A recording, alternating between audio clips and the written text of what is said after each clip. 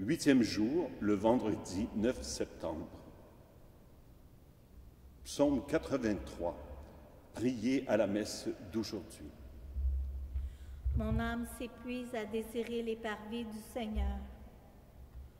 Mon cœur et ma chair sont un cri vers le Dieu vivant.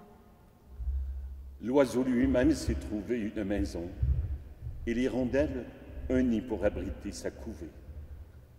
Tes autels, Seigneur de l'univers, mon roi et mon Dieu. Heureux les habitants de ta maison, ils pourront te chanter encore. Heureux les hommes dont tu es la force, des chemins s'ouvrent dans leur cœur. Le Seigneur Dieu est un soleil, un bouclier. Le Seigneur donne la grâce, il donne la gloire. Jamais il ne refuse le bonheur à ceux qui vont sans reproche.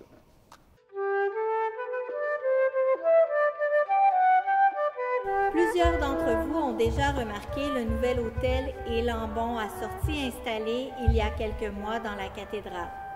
Comme à l'époque de la construction de la cathédrale, Monseigneur Rodambourg a choisi de simplement bénir ce nouvel ameublement liturgique lors de leur installation, sachant qu'un moment charnière de la célébration de la dédicace d'une église est la consécration de l'autel, surtout s'il est nouveau comme le nôtre.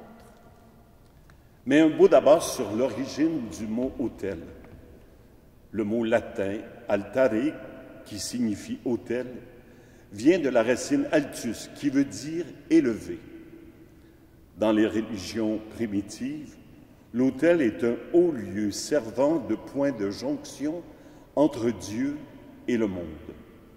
Les montagnes et les collines sont, pour cette raison, les lieux privilégiés où l'on construit des édifices sacrés.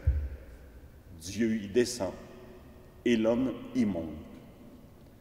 Dans l'Ancien Testament, l'autel est non seulement la table de l'Holocauste, où la victime part en fumée vers Dieu, mais aussi la table où Dieu et les fidèles se partagent les aliments en signe de communion.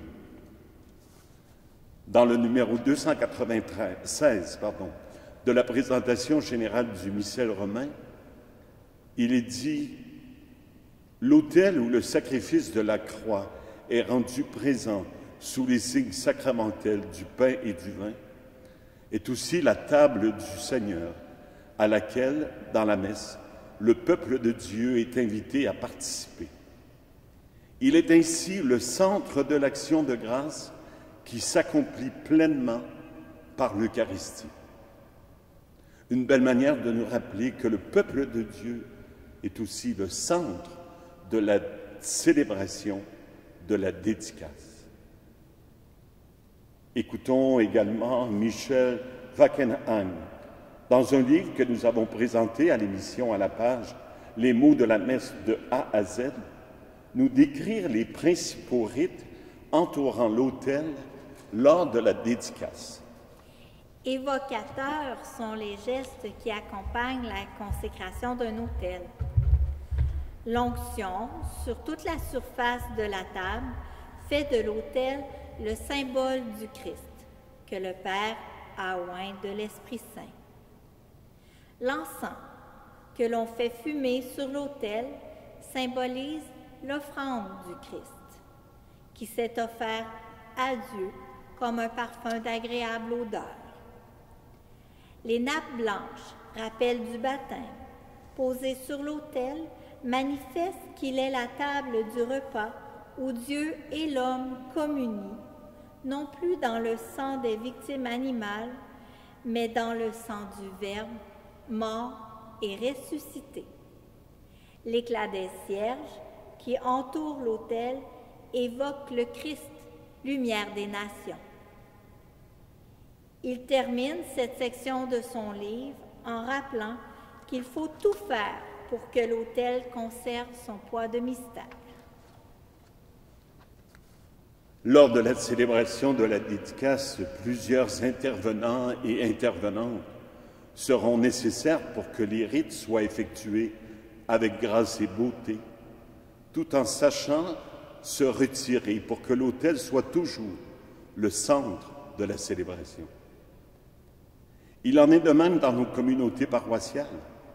Chaque dimanche, hommes, femmes et enfants acceptent de rendre des services liturgiques, préposés à l'accueil, acolytes, cérémoniaires, ministres extraordinaires de la communion, lecteurs et lectrices, etc.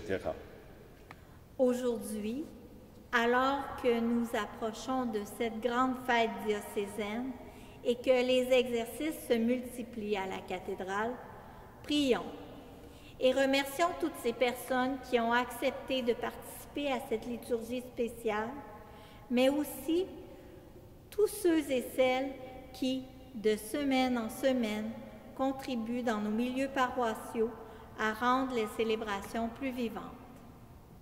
Je vous salue Marie, pleine de grâce. Le Seigneur est avec vous. Vous êtes bénie entre toutes les femmes, et Jésus, le fruit de vos entrailles, est béni. Sainte Marie, Mère de Dieu, priez pour nous pécheurs, maintenant et à l'heure de notre mort. Amen. Notre Père qui es aux cieux, que ton nom soit sanctifié, que ton règne vienne, que ta volonté soit faite sur la terre comme au ciel. Donne-nous aujourd'hui notre pain de ce jour. Pardonne-nous nos offenses, comme nous pardonnons aussi à ceux qui nous ont offensés. Et ne nous laisse pas entrer en tentation, mais délivre-nous du mal. Amen. Gloire au Père, au Fils et au Saint-Esprit.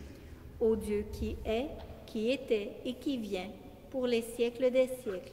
Amen.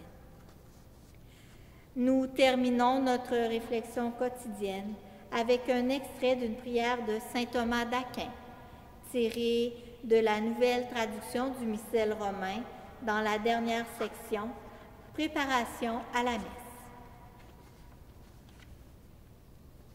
Dieu éternel et tout-puissant, voici que je m'avance vers le sacrement de ton Fils unique, notre Seigneur Jésus-Christ. Malade, je m'avance vers le médecin de la vie. Impur, vers la source de la miséricorde. Aveugle, vers la lumière de l'éternelle clarté. Pauvre et indigent, vers le Seigneur du ciel et de la terre. Donne-moi, je t'en prie, de recevoir non seulement le sacrement du corps et du sang du Seigneur, mais aussi la réalité et la force de ce sacrement. Amen.